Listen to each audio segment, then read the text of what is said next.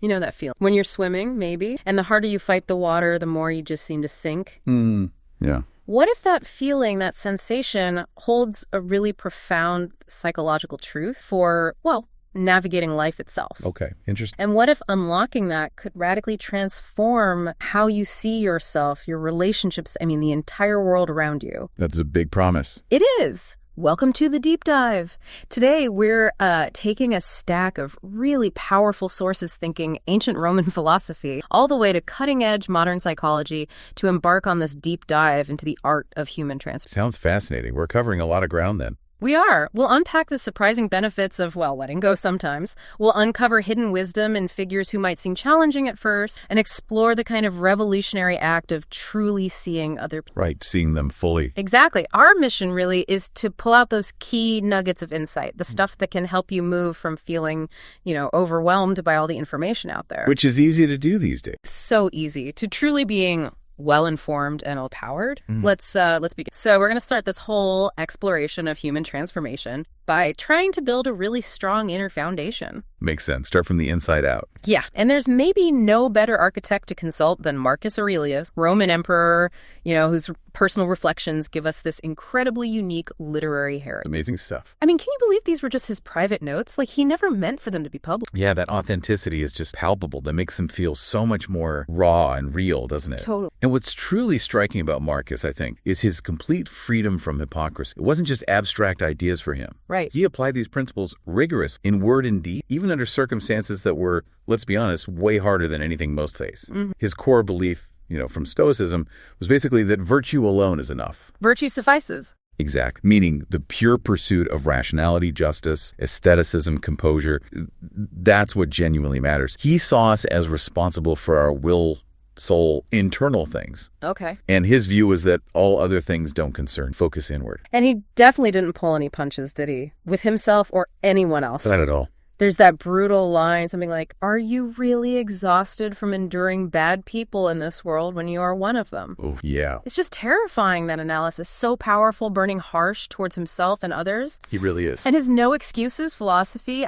Even in a palace, you can live well. No excuses. Right. Don't blame the circumstances. Don't tell me it's because of endless temptations, he says. That's unacceptable. But I have to ask, isn't that level of self-reproach, that kind of severity, much? Well, it can certainly seem that way, and that's why the Roman Stoics did get this somewhat deserved reputation for being perceived as harsh, maybe cold, a bit dry. Yeah, I can see that. They genuinely found it difficult to empathize with people worrying about things they considered trivial. Like what, for example? Well, take illness. Marcus Aurelius would basically say, look, once you become ill, if you're a rational human being, you see a doctor, you follow the prescription, you work to heal your body. That's the logical path. There's just no logical point in complaining at any stage of that process because you know what needs to be. Yeah. And he had almost no one to complain to, right? Carrying the heaviest burden in the whole Roman Empire. Exactly. No outlet there. His example really is this sort of permanent reproach to our own our indulgence in pleasures, our readiness to just surrender to desires. High bar. So moving from his incredibly disciplined internal monologues then, let's explore this broader concept of self-talk, because it's more than just thinking, isn't it? It absolutely is. Think of self-talk as that constant inner voice. Yeah. Not just the random thoughts floating by, but the way you consciously frame them. The narrative. Precisely. It's your personal narrator, always commenting on your actions, your feelings, your thoughts. And this inner dialogue is absolutely vital because that's how you build the story of your life, essentially, especially when you're grappling with a challenge or trying to make sense of the world around you. Yeah, the psychologist Lev Vygotsky had a really interesting take on this. Oh, yeah. He suggested that self-talk actually represents an internalization of social dialogue. Okay, say more about that. Well, basically, the conversations we have with ourselves sort of mirror the conversation we've had or might have with others. So it's like a form of social interaction, but directed inward. Ah, that's a powerful idea. So the way we talk to ourselves is learned in a way. Seems like it. And this is where the quality of that self-talk becomes just paramount. We can easily distinguish between, say, destructive self-talk, like, well, why do I always mess things up, Yeah. Which typically offers no path forward, no resolution. Right, just reinforces the negative. Exactly. Versus constructive self-talk, which might sound more like, okay, this is challenging, but I've handled similar situations before. What specifically can I do differently next time? Solution focused. Right. The critical difference is whether that inner voice leads you towards solutions and growth or just gets you more tangled up in the problem. The findings from sports psychology on this are apparently incredibly robust. Oh, I bet. Athletes use this all the time. Yeah, this big meta-analysis by Antonis Hatzigeorgiadis found that instructional self-talk, like reminding yourself elbow up when shooting a basketball. Okay, specific cues. Yeah, that benefits precision tasks, whereas motivational self-talk, like, you've got this kind of thing. Pump yourself up. Right, that shows stronger benefits for tasks needing strength or endurance or just plain confidence. Fascinating. So from the discipline of that inner dialogue, we kind of arrive at this fundamental and maybe uncomfortable realization. You are the protagonist of your own life. Mm-hmm. Nobody's coming to save you. Right. And that concept, while it might feel a bit crushing at first. Yeah, a little isolating maybe. Maybe. Mm-hmm. But is ultimately, I think, a profound liberation. Mm-hmm. It means you are the author of your destiny. Your success, your failure, it hinges squarely on your act. It just strips away all the excuses. Mm-hmm. Takes away the waiting for someone else. Exactly. The insight isn't really that you're alone. It's that precisely because you're the protagonist, you have the absolute power to author your own escape, your own transformation. You don't need to wait for a script to be handed to you. That really resonates with Marcus Aurelius again, doesn't it? That powerful statement. You have power over your mind, not outside events. Realize this and you will find strength. Yes, it perfectly captures it. It completely empowers you then to control your efforts, your mindset, even if you can't perfectly control the external outcomes all the time. Which you can't. And it's why the story of Viktor Frankl, the psychiatrist and Holocaust survivor, is just so incredibly compelling. Man's search for meaning. Right. His experience of just unimaginable suffering led him to conclude that even in the absolute worst circumstances, we still retain the freedom to choose our attitude. Wow. Frankl had zero external saviors in the concentration, none. But he found this internal resource, meaning purpose. His testimony is just powerful proof that self-salvation isn't necessarily a selfish pursuit. It can be the ultimate act of finding purpose, even in despair. So, practically speaking then, if you have goals, personal, professional, whatever, it is unequivocally your responsibility, wholeheartedly. James Clear talks about this in Atomic Habits, right? Yeah, great book. How those small, consistent efforts, like a tiny 1% improvement each day, they compound over time to create these really substantial, sometimes revolutionary transformations. Absolutely. It's the accumulation. Yeah.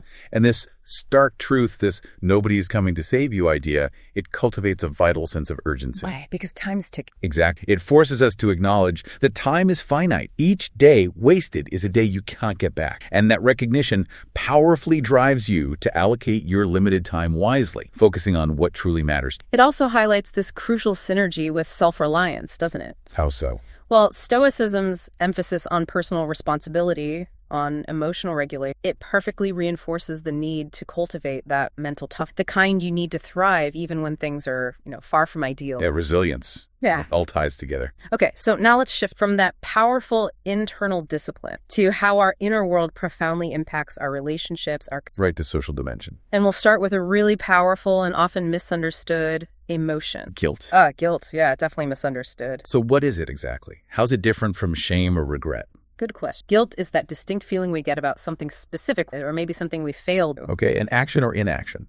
Right. Like, I feel guilty I missed that deadline. It's crucial to distinguish it from shame. Shame is about who you are. Like, I'm a terrible person because I missed that deadline. Exactly. It's global, about the self. And remorse or regret, that's often simpler, just wishing a situation had turned out differently without necessarily the moral weight of guilt. Guilt is tied directly to that specific action or inaction. And it certainly has huge power over our well-being, doesn't it? Oh, absolutely. For many people, it can spark these relentless ruminations, self-punishing thoughts that lead to anxiety, depression, feelings of worthlessness. Definitely the downside. Yet when it's harnessed responsibly, that discomfort of guilt can actually become a powerful catalyst for positive change.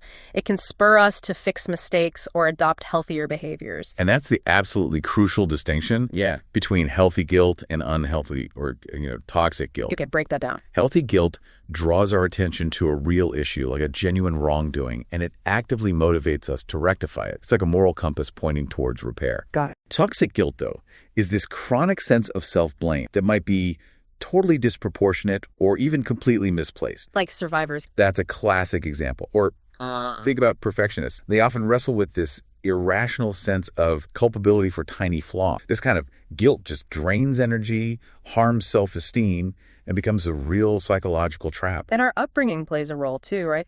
cultural messages, family stuff? Huge role. For instance, a child raised in a home where love feels conditional might easily come to believe that any mistake is a profound moral failing, and they carry that burden into adulthood.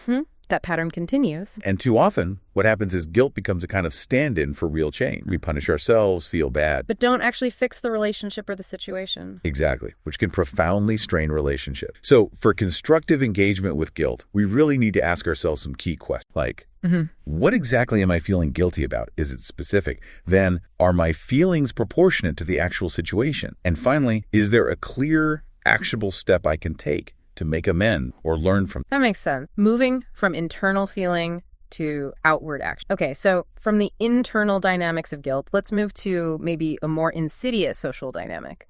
Feeling inexplicably exhausted after interacting with certain people. You know that, right? We're talking about energy vampires. Oh, we absolutely do know that feeling. Yes, energy vampires. They're real. So what defines them? How do they operate? Well, basically, energy vampires are individuals who sometimes unconsciously, sometimes maybe deliberately feed off your emotional, mental, even spiritual energy. Yeah. They leave you depleted while they walk away recharged. That's the imbalance. Exactly. And what makes them so insidious is their ability to often mimic genuine connection. It can feel real but fundamentally, they're operating from this paradigm of extraction opportunities rather than mutual exchange. Whereas healthy energy exchange is reciprocal. Yeah, reciprocal, balance, mutually nourishing. I like the image of a river system where water flows freely in both directions, characterized by emotional attunement, that ability to sense, understand, and respond appropriately to each other's emotional states. It just feels good. Yeah. Energizing. Okay, so how do we spot the vampires then? What are the patterns? Right. Understanding the anatomy helps. There are a few common types you've probably encountered. There's the chronic crisis creator. Oh, yeah. Drama follows them everywhere. Constantly. Yeah. Always needing attention for their latest catastrophe. Yeah. Then there's the victim, where the whole world is perpetually against them, and they just seek endless pity. Right. Nothing is ever their fault.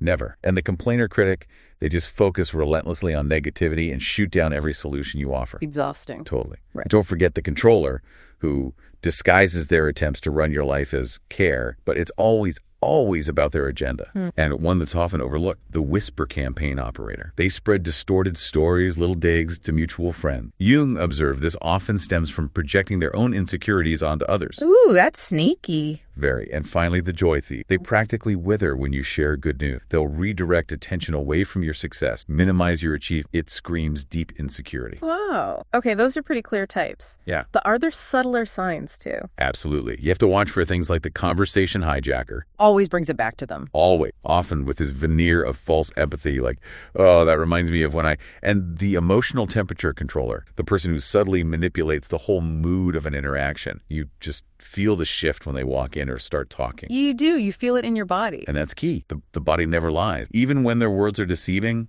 watch for those micro expressions that slip through. A flash of irritation, tension in their jaw, maybe a slight stiffening posture. Your intuition often picks up these signals way before your logical mind consciously processes them. Trust that gut feeling. And awareness is absolutely key here, isn't it? Because it gives you choices. Choices to protect your energy. Exact. And remember, their hidden hostility, their draining behavior, it says nothing about your worth and absolutely everything about their own unresolved shadows. Okay, good reminder. So moving from those individual interactions to an even broader lens, how do collective dynamics, and especially our modern information environment, affect our ability to think clearly? This feels really relevant right now. It's hugely relevant. Bonhoeffer, the theologian who resisted the Nazis, had this profound insight. He said that stupidity is not a psychological problem, but a sociological one. Sociological? How so? He observed how perfectly rational, intelligent individuals could just abandon their critical thinking abilities when they became part of a larger group or movement. They'd stop thinking for themselves. Wow. And there's research on this, right?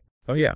Solomon Ash's conformity experiments back in the 1950s famously demonstrated this. A staggering 75% of participants conformed to obviously wrong answers just because everyone else in the group was giving them. 75%, that's huge. It is. It shows the power of the group. And this really highlights a kind of evolutionary mismatch, doesn't it? Explain that.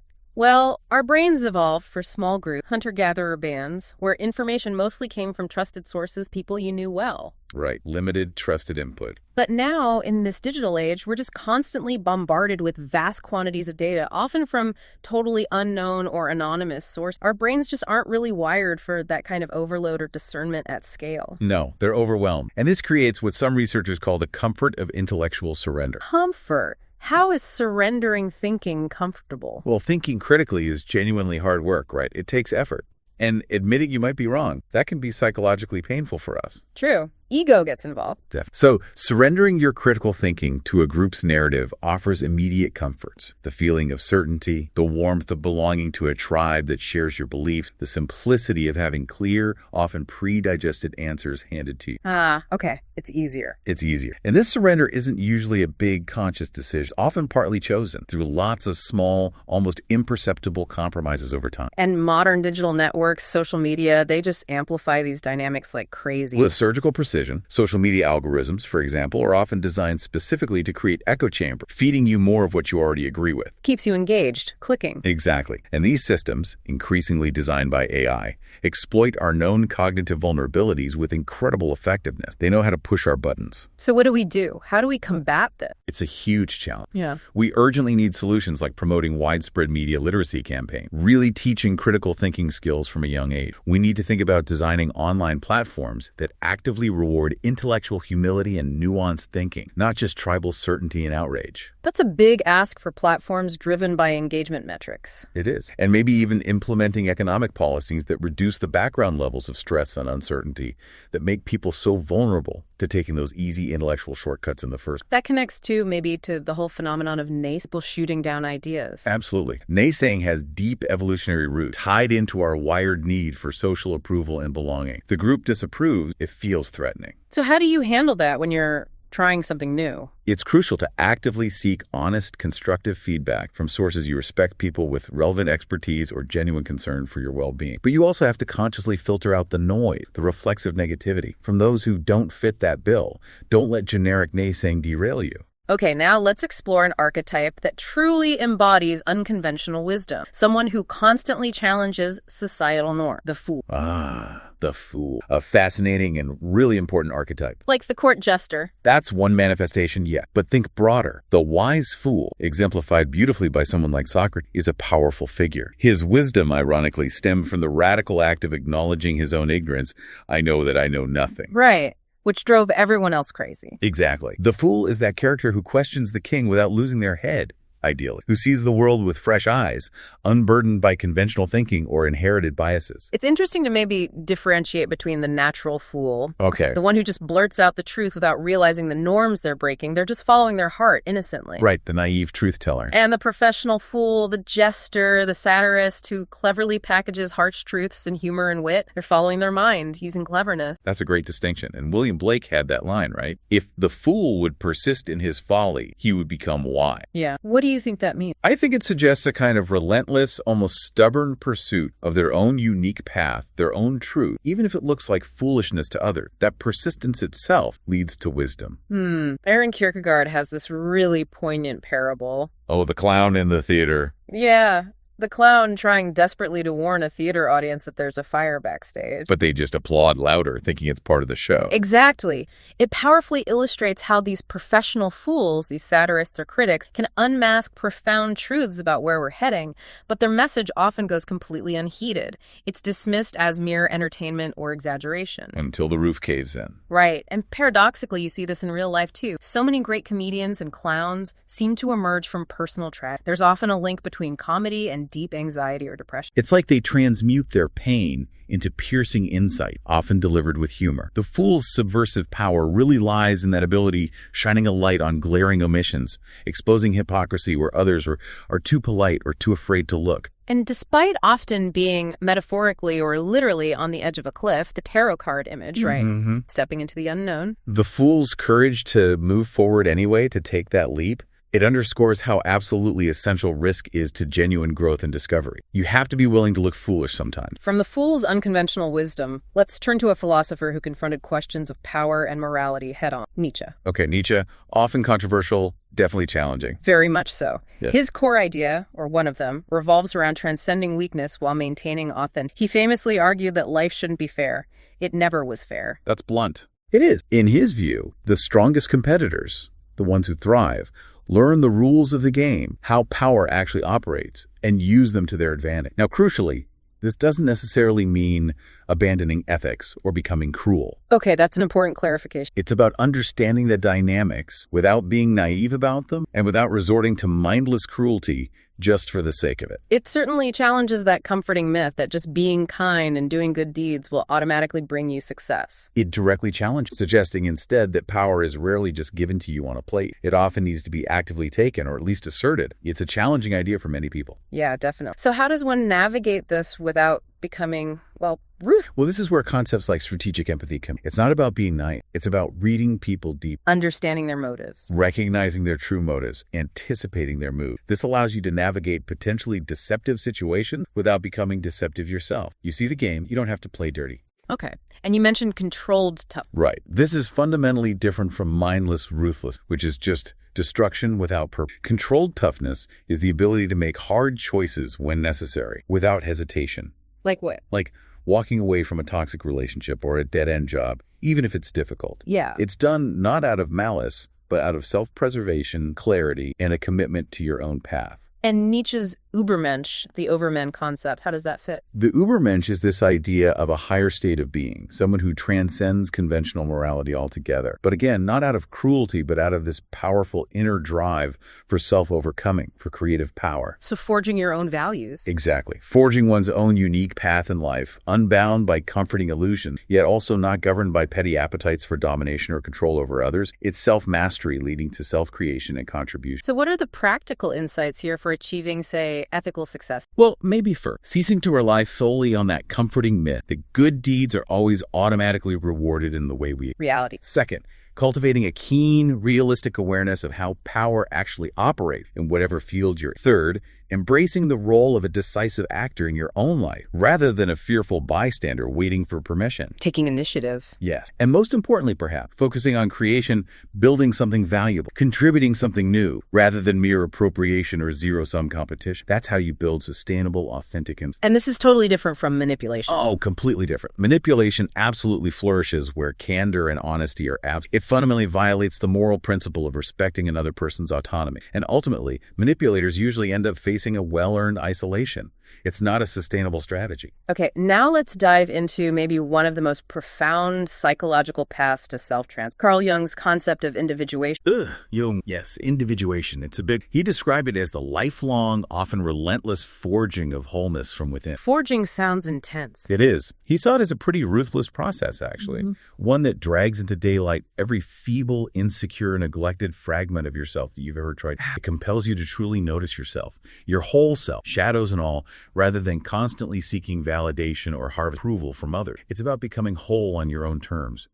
And Jung introduced these really fascinating concepts like the anima. Can you unpack those briefly? Sure. The anima is the unconscious or inner feminine principle in men. The animus is the unconscious inner masculine principle in women. Jung believed integrating these contrasexual aspects was crucial for wholeness. And what happens if they're not? It talked about spiritual possession. Yeah, that's his term. For example, an unexamined unconscious animus in a woman could lead her to be sort of possessed by. She might be unaware that she's being animated by this phantom masculine fantasy within her. And she projects that on to real men. Exactly. She projects an idealized or maybe a distorted masculine image onto the men in her life, making them just the latest mask fitted onto the same old, unresolved internal plot within her unconscious. It's not really about him. Wow. And conversely, men, often untrained to notice this kind of elaborate psychological charade, frequently confuse being desired with being truly known or being chosen with being genuinely understood. So they get caught in the projection. They become, in Jung's rather harsh term, almost serfs to the feminine projection, caught in a dynamic that isn't truly about them as individuals, but about fulfilling the other person's unconscious needs or complex. So for men then, Jung implies that becoming a man, becoming individuated, has nothing to do with being selected by someone else. Correct. And everything to do with electing yourself, finding your own ground. Precisely. Your worth, in this deep psychological context, is earned by standing firmly alone, psychologically speaking, alert, accountable, vibrantly alive in your own right. It's a self-generated worth, not dependent on external validation. And Jung warned that this path Individuation. It truly asks you to die before you die. What did he mean? He meant letting go, letting every counterfeit version of yourself, every mask you wear for approval, every persona that isn't authentic, let it metaphorically burn away so that something genuinely real, something authentic can finally breathe. Sounds painful and lonely. It is. He was very clear about that. Incredibly lonesome path. Excruciatingly so at times. Because as you walk it, as you become more integrated and authentic, you inevitably become a mirror. Deflecting things others don't want to see. Exactly. Reflecting unflattering truths, challenging their comfort zones, their own unexamined shadows. And people often recoil from that. It can be isolated. But Jung also had this idea about the person you cannot.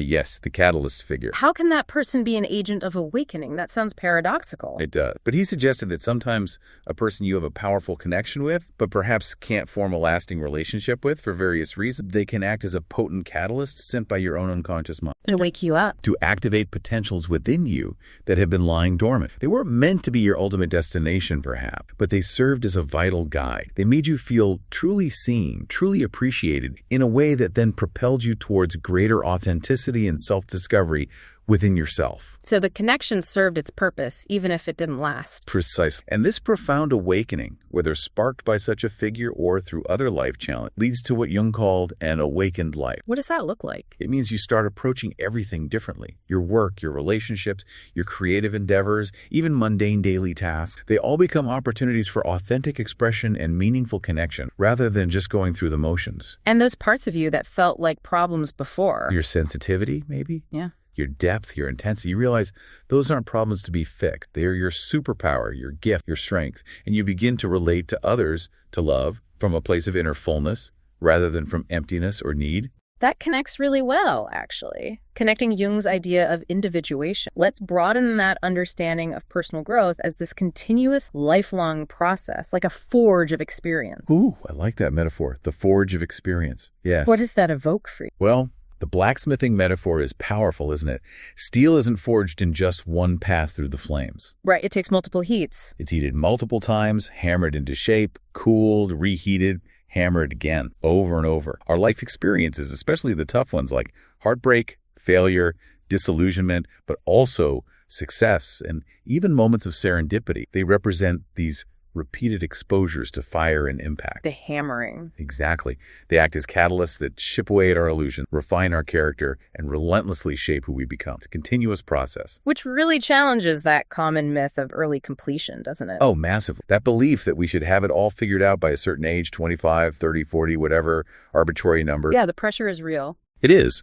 But the truth is, no universal schedule for growth truly exists. And comparing ourselves to others' carefully curated highlight reels online just masks the reality of innumerable, nuanced, messy paths. Everyone's timeline is unique. So we need to let go of that comparison. We really do. Embracing uncertainty and relinquishing that fantasy of achieving some kind of rapid, permanent perfection. It offers profound liberation. It lifts the burden of feeling perpetually behind or somehow not enough. So instead of fighting the fire, what do? We focus on cultivating robust inner resource, things like resilience, self-compassion, especially when we stumble, mindfulness, the tools needed to face each forging fire without fleeing or collapsing into despair.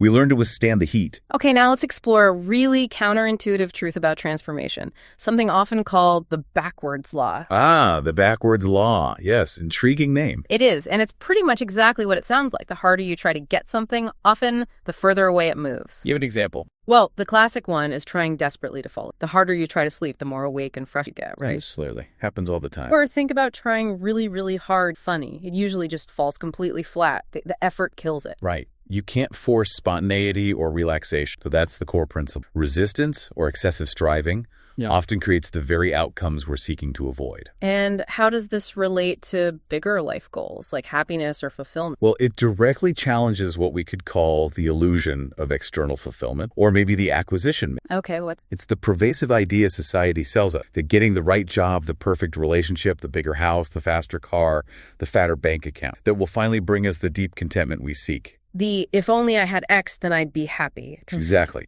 But the backwards law exposes that. The very act of desperately seeking external things from a place of inner lack just reinforces our current sense of inadequacy. The seeking confirms the lack.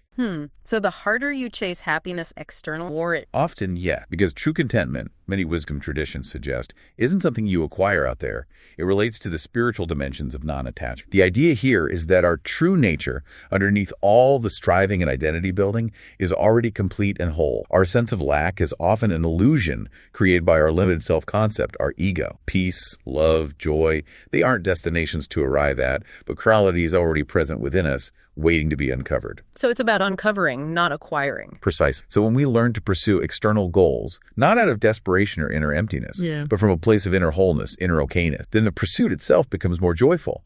And the outcomes, while still potentially desirable, matter less because your fundamental well-being isn't contingent upon achieving them. That takes the pressure off. Hugely. So practical application. Things like actively cultivating gratitude and appreciation for what you already have. Finding genuine joy in the process of working toward goals rather than constantly postponing happiness until some future outcome. Being present in the journey. Yeah. And developing what psychologists call outcome independent. Caring deeply about your goals, putting in the effort, but without being anxiously attached to the specific result. You do your best and let go of controlling the uncontrolled. And letting go of a rigid self-definition. Like, I am someone who must achieve X. Right. Letting go of that isn't an act of self-betrayal or giving up. It's actually a courageous movement toward greater authenticity, toward aligning with who you are beneath the striving. That connects beautifully to our next point, connecting this letting go to finding a deeper, maybe more sustainable sense of direction for your life, moving towards purpose beyond just passion. Yes, that's a really important distinction. Passion versus purpose. How do you define the difference? Well, passion is typically about what excites us, what feels energizing and engaging right now. It's wonderful, but it can be fleeting. It often leads to what some call passion paralysis, waiting for that perfect passion to strike, or passion hopping, jumping from one exciting thing to the next when the initial buzz wears off. Right, the novelty fades. Exactly. Purpose, on the other hand, is usually about what matters beyond us. It focuses more on contribution, impact, and finding deep meaning in what we do, even when it's not constantly exciting or easy. So purpose has more staying power. Generally, yeah. Purpose doesn't require those constant emotional highs that passion often thrives. That's why it provides a kind of resilience, a staying power, that passion alone often cannot match, especially through difficult times. It's more stable because it links directly to our core values rather than just fleeting excitement. And where does purpose come from? One thing? Rarely just one thing. Purpose often inherently involves other people or contributing to something larger than oneself in a way that pure passion often does. Sources can be incredibly varied. Creative expression that aims to share something meaningful. Service to others, social justice work, spiritual or religious paths that connect us to something transcendent, a commitment to lifelong learning and growth, or simply building and nurturing strong, loving relationship. All of these can be powerful sources of purpose. So finding your purpose isn't usually like this dramatic lightning bolt revelation moment. Not usually, no. More often, it's a gradual awakening, a process rooted in deep self-awareness. It comes from noticing what activities genuinely energize you versus drain you, what aligns with your deepest values, where you feel you can make a meaningful contribution, however small. And you can have multiple purposes. Absolutely. A healthy, purposeful life is often like tending a garden where multiple sources of meaning can coexist, flourish together. It's not about finding the one thing, but weaving together a life rich with meaning from various threads. Okay, let's conclude this deep dive with perhaps the most profound way our individual transformation connects us back to the larger human experience. Let's talk about sundering. Sundering. It's a powerful concept, maybe less commonly known. It refers to that profound, often sudden and disorienting realization that everyone you encounter, even total strangers on the street, lives a life as vivid, as complex, as filled with challenges and joys as your own. Like a sudden flash of empathy. Exactly. But deeper than just empathy for a specific situation. It's the realization of the sheer interiority of every other person, that their inner world is just as real and intricate as yours. It's often experienced as this sudden, overwhelming flash of awareness. What's the impact of experience? It's immediate and often quite profound. It's humbling, first off. It can be unsettling, shaking you out of your default self-centered perspective. But ultimately, it dramatically expands your capacity for empathy and shifts your entire perspective on your place in the world. You truly see things differently. But doesn't our modern digital media, in a way, expose us to more lives than ever before? Shouldn't that help with sundering? You'd think so, wouldn't you? But paradoxically, it often seems to inhibit genuine sundering. Because what we usually see are carefully curated, often superficial versions of reality, those highlight reels we talked about. And the sheer volume and fragmentation of our attention online can actually lead to compassion fatigue. We see so much suffering or so many curated lives, we can inadvertently stop truly seeing the complex human being behind the screen or the headline. So we become numb instead of more connected. It's a real risk. So the question becomes, how can we actively cultivate sundering in our daily life, offline and maybe even online? What would that look? Well, it starts with consciously cultivating genuine curiosity about others, practicing active listening, really trying to understand perspectives beyond just surface interaction. It means intentionally engaging with truly diverse perspectives through literature, art, travel, or just talking to people different from you. Getting out of our bubbles. Exactly. It involves practicing presence and focused attention in everyday encounters, even brief, maybe exploring contemplative traditions like metta or loving kindness meditate, which specifically cultivate compassion for all beings, and adopting more thoughtful digital practices, prioritizing depth over breadth, maybe even taking regular digital Sabbaths to reconnect with the physical world and the people in it. This sounds like it creates a fundamental shift in how you see yourself and the world. It really does. It creates what philosophers might call an ontological shift, a change in your fundamental understanding of being. You start to truly realize that you are not just this singular, isolated island. You are simultaneously a unique, precious individual and a vital node in this vast, interconnected human network. Both are true. And that has implications for things like social justice, too, right? Immense implication. Framing sundering as a foundational act for social justice is really powerful. It can transform what might otherwise be performative allyship, just saying the right things, into sustained, deeply felt commitment, because it infuses abstract analysis or statistics with this motivating awareness of concrete human impact. You feel the reality of others' struggles and joys. It makes the issues deeply personal, deeply human. It moves from the head to the heart. Beautifully, yes. And the real magic of sundering ultimately isn't just that it reveals other people to us more fully. It's that slowly, gently, it reveals us to ourselves. By seeing the full humanity in others, we connect more deeply with our own. Wow. We have journeyed through some incredibly powerful, haven't we? We really have. A lot to digest. Yeah. From the Stoics' unwavering self-mastery and the profound impact of our inner dialogue. Getting that inner house in order. Right. To recognizing those hidden energy drains in relationships and understanding our collective susceptibility, maybe, to intellectual surrender and Important social awareness pieces. We explored the surprising wisdom in unconventional figures like the Fool, the art of finding power without cruelty in Nietzsche's philosophy, and Jung's really transformative path, Individuation. Deep dives into the self. And then we wrapped up with these insights about personal growth being this lifelong forge of experience, the kind of counterintuitive freedom of letting yourself go through that backwards law. The paradoxes of growth. Yeah. The enduring power of purpose beyond just fleeting passion.